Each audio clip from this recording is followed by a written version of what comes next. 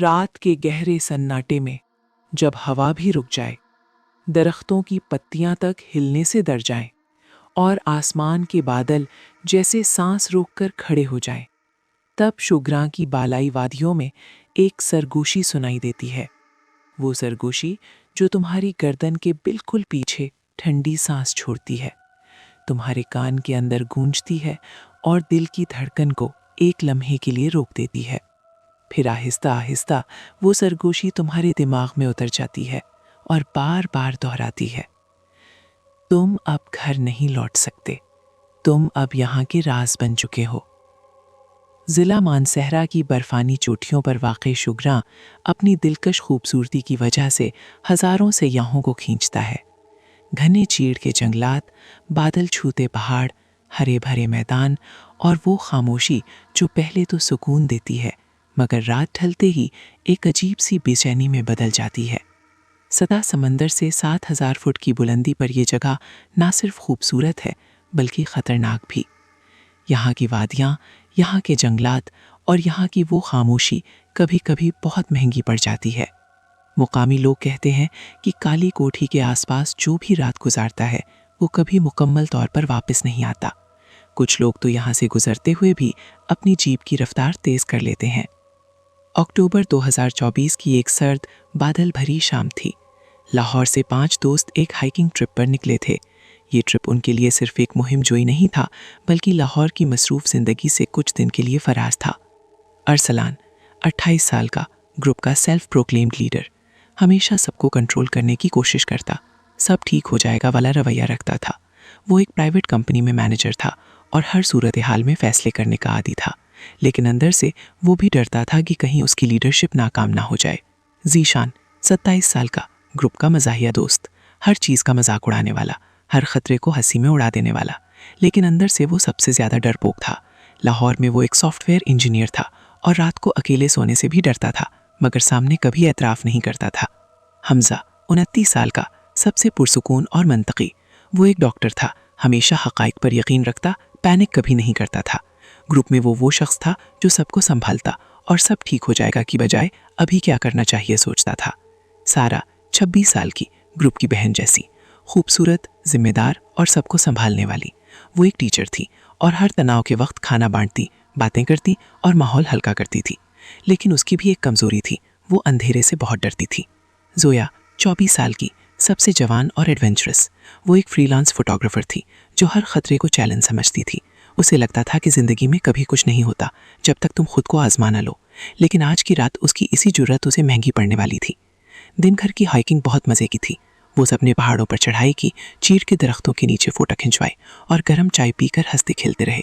مگر جیسے جیسے شام ڈھلی، موسم بدلنے لگا، بادل گہرے ہو گئے، ہوا تیز ہوئی اور بارش کی پہلی بوندیں گرنے لگیں۔ یار اب واپس چلیں؟ سارا نے تھوڑا گھبرا کر پوچھا۔ ارسلان نے میپ دیکھا اور جی پی ایس چیک کیا۔ ابھی تو بس 10 کلومیٹر اور ہیں لیکن سگنل غائب ہے۔ ذیشان نے ہنستے ہوئے کہا، بھائی ڈرامہ مت کرو، ہم لاہور والے ہیں، تھوڑی سی بارش سے کیا ہو جائے گا۔ زویا نے جوش سے کہا، ہاں آگے چلتے ہیں، میں نے یہاں کی ایک بہترین لوکیشن کی فوٹوز دیکھی ہیں۔ مگر قسمت نے کچھ اور ہی لکھا تھا۔ اچانک جیپ کا ایک ٹائر پھٹ گیا۔ تیز ہوا میں، اندھیرے میں اور بارش شروع ہونے کے ساتھ سب کی حوصلہ پست ہو گیا۔ موبائل سگنل بالکل غائب، کوئی کال، کوئی گوگل میپ، کچھ بھی نہیں۔ اب کیا کریں؟ حمزہ نے پرسکون لیکن سنجیدہ لہجے میں پوچھا۔ ارسلان نے گہری سانس لی۔ آگے بڑھنے کا کوئی فائدہ نہیں، رات جنگل میں گزارنا خودکشی ہے، کوئی پناہ گاہ تلاش کرنی ہوگی۔ سارا نے کانپتے ہوئے کہا، اور اگر کوئی پناہ گاہ نہ ملی تو؟ زویا نے دور جنگل کے بیچ ایک مدھم سی پیلی روشنی کی طرف اشارہ کیا۔ وہ دیکھو، وہاں کوئی روشنی ہے، شاید کوئی فارم ہاؤس ہو۔ وہ سب روشنی کی طرف چل پڑے۔ بارش اب تیز ہو چکی تھی، ٹھنڈی ہوا ہڈیوں تک اتر رہی تھی، درختوں کی شاخیں ہوا میں ہل کر عجیب سی آوازیں نکال رہی تھیں جیسے وہ انہیں روکنا چاہتے ہوں۔ تقریباً 20 منٹ کی پیدل چال کے بعد وہ ایک پرانے فارم ہاؤس کے سامنے پہنچے۔ یہ وہ جگہ تھی جسے مقامی لوگ کالی کوٹھی کہتے تھے۔ 1980 کی دہائی میں ایک ریٹائرڈ بیوروکریٹ نے بنوایا تھا۔ وہ شخص یہاں تنہا رہتا تھا۔ لوگوں کا کہنا تھا کہ وہ کبھی کبھی شہر سے لوگوں کو یہاں بلاتا تھا مگر پھر اچانک غائب ہو گیا۔ پچھلے 20 سال سے یہ فارم ہاؤس بالکل ویران پڑا تھا۔ जंग आलूद लोहे का भारी गेट खोलते ही एक अजीब सी बू ने उनके चेहरों पर हमला किया, पुरानी, सड़ी हुई, जैसे कोई बड़ी चीज़ बरसों से अंदर गल रही हो। बू इतनी तेज़ थी कि जोया ने नाक दबा ली। ये क्या बू है? ज़ीशान ने मजाक उड़ाते हुए कहा, मगर उसकी आवाज़ में लर्जिश थी। हमजा ने टॉर्च चलाई। ये जगह ठीक नहीं लग रही, शायद कोई जानवर मरा हुआ हो। अंदर दाखिल होते ही हॉल की वुसअत ने उन्हें हैरान कर दिया। फर्नीचर पर सफ़ेद चादरें तड़ी थीं जो अंधेरे में इंसानी जिस्मों जैसे लग रही थीं। फर्श पर पुराने जूतों के निशानात थे। वो निशानात किचन की तरफ जाकर अचानक ख़त्म हो जाते थे, जैसे कोई शख्स वहाँ खड़ा हुआ हो और फिर गायब हो गया हो। सारा ने टॉर्च की रोशनी किचन पर डाली। दीवारों पर खुश्क काले खून के धब्बे थे। कुछ धब्बे अब भी चिपचिपे लग रहे थे। ये खून है, जोया ने धीरे से कहा। ज़ीशान ने हंसी उड़ाने की कोशिश की। भाई, ये पेंट होगा, पुराना फार्म हाउस है ना? मगर उसकी हंसी भी छूटी लग रही थी। अरसलान ने सबको ऊपर वाले कमरों की तरफ ले जाया। चलो, रात यहाँ गुजारते हैं, सुबह निकल जाएंगे। वो सब बालाई मंजिल के 2 कमरों में तकसीम हो गए। अरसलान और जोया एक कमरे में, बाकी 3 दूसरे में। रात के 10 बजे सब बिस्तर पर लेट गए, मगर कोई सो नहीं सका। 11 बजे ज़ीशान जाग उठा। उसे लगा जैसे कोई बालाई मंजिल से उसे देख रहा हो। अरसलान, सुन रहे हो? बालाई मंजिल से भारी, सुस्त, लंगड़ाते कदमों की आवाज़ आ रही थी, जैसे कोई बोझन शख्स लकड़ी के फर्श पर चल रहा हो। अरसलान ने हिम्मत करके टॉर्च उठाई और सीढ़ियाँ चढ़ना शुरू कर दिया। हर कदम पर लकड़ी चरचराती थी। आवाज़ पूरे फार्म हाउस में गूंज रही थी। ऊपर वाले कमरे में दाखिल होते ही उसकी सांस रुक गई। एक पुरानी व्हीलचेयर कमरे के ऐन दरमियान खड़ी थी। बाहर हवा बिल्कुल बंद थी। बारिश की आवाज़ दूर से आ रही थी, मगर व्हीलचेयर आहिस्ता आहिस्ता घूम रही थी, बिल्कुल अरसलान की तरफ। कोने में एक पुरानी लकड़ी की अलमारी थी। उसके पट आधे खुले थे। अरसलान ने जब अलमारी खोली तो अंदर से दर्जनों पुरानी डायरियां गिर पड़ीं। जिल्द जर्द पड़ चुकी थीं। 1995 से 2005 तक की तहरीरें थीं। उसने एक डायरी उठाई और पढ़ना शुरू किया। 15 अक्टूबर 1995। आज वो मुझे दोबारा भूखा रख गया। मैंने इसका राज देख लिया था। वो मुझे कहता है कि मैं अब इसका हिस्सा बन चुका हूँ। दूसरी डायरी, 3 मार्च 1998। मैंने चीखने की कोशिश की, मगर कोई नहीं सुनता। ये फार्म हाउस मेरे लिए कब्र बन चुका है। वो बाहर से ताला लगा देता है और रात को आकर मुझे देखता है। आखिरी डायरी का आखिरी सफ़ा, 12 नवंबर 2005। वो आज भी आएगा।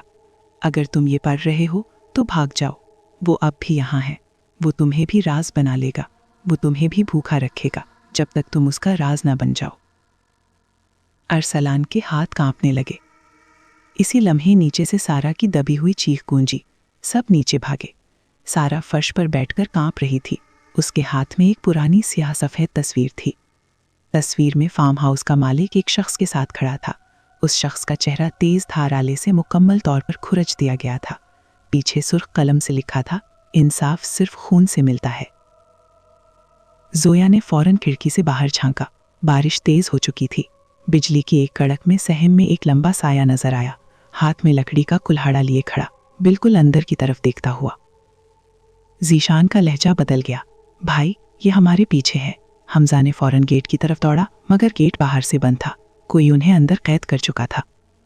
तहखाने से एक पुरानी फ़ोन की घंटी बजने लगी। हालांकि लाइन कटी हुई थी।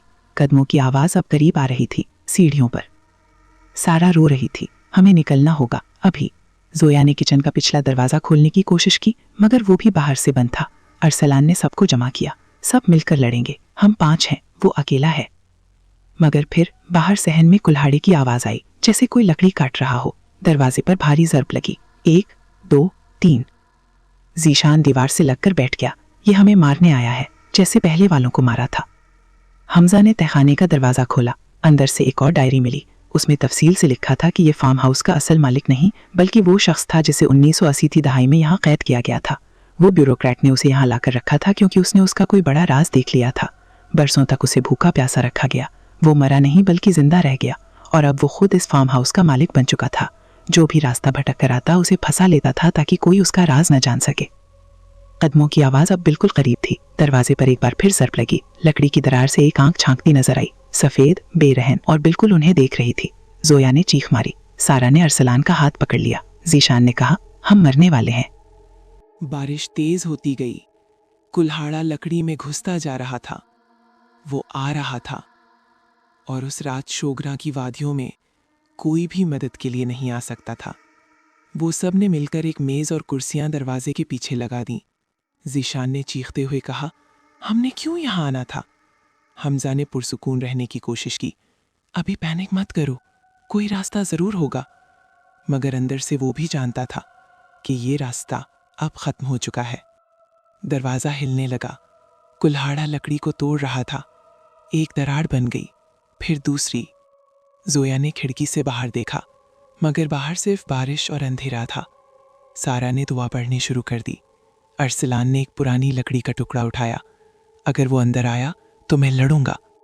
آخر کار دروازہ ٹوٹ گیا، لیکن وہاں کوئی نہیں تھا، صرف ایک خالی کلہاڑا فرش پر پڑا تھا۔ اور پھر بالکل پیچھے سے ایک سرگوشی آئی، اب تم سب میرے راز بن چکے ہو۔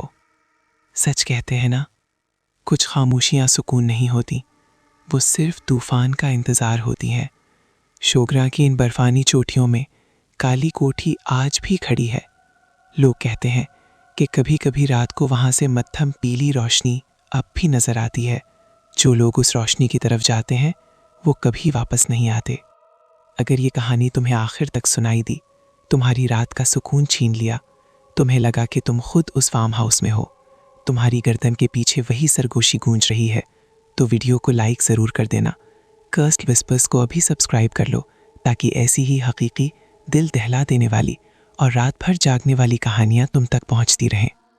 کمنٹ میں ضرور بتاؤ، اگر تم ایسے حالات میں ہوتے تو سب سے پہلے کیا کرتے؟ کیا تم نے کبھی شمالی علاقوں میں کوئی ایسی ویران جگہ دیکھی ہے جہاں تمہیں لگا ہو کہ کوئی تمہیں دیکھ رہا ہے؟ یا تمہارے ساتھ کوئی ایسی کہانی ہوئی ہے جو آج تک تم نے کسی سے نہیں شیئر کی؟ اپنا خیال رکھنا، رات کو اکیلے مت سننا۔ اللہ حافظ۔